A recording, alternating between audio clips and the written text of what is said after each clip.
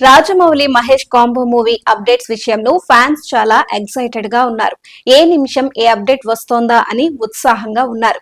ఎప్పుడు ఎలాంటి అప్డేట్ తో ఫ్యాన్స్ ని ఎంగేజ్ చేయాలో కూడా రాజమౌళికి తెలుసు. ప్రమోషన్స్ లో పిహెచ్డి చేసిన రాజమౌళి తన సినిమాను ఆస్కార్ దాకా తీసుకెళ్లే సత్తా ఉందని ఇదివరకే ప్రూవ్ చేశాడు. ప్రస్తుతం మహేష్ తో చేస్తున్న సినిమా షూటింగ్ జరుపుకుంటుంది.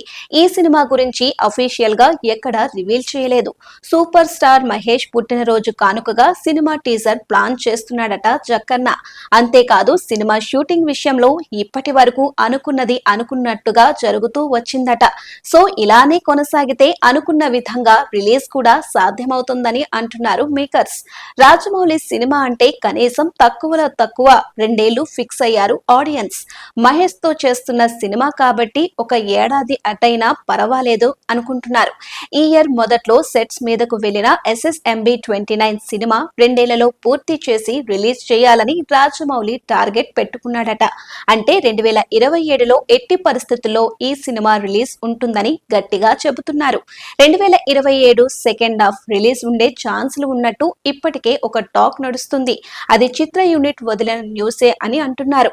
సినిమా ఒక భాగంగా వస్తే 2027లో మొదటి పార్ట్ 2028 చివర్లో లేదా 2029లో రెండో భాగం రిలీజ్ చేసేలా రాజమౌళి ప్లానింగ్ ఉందట.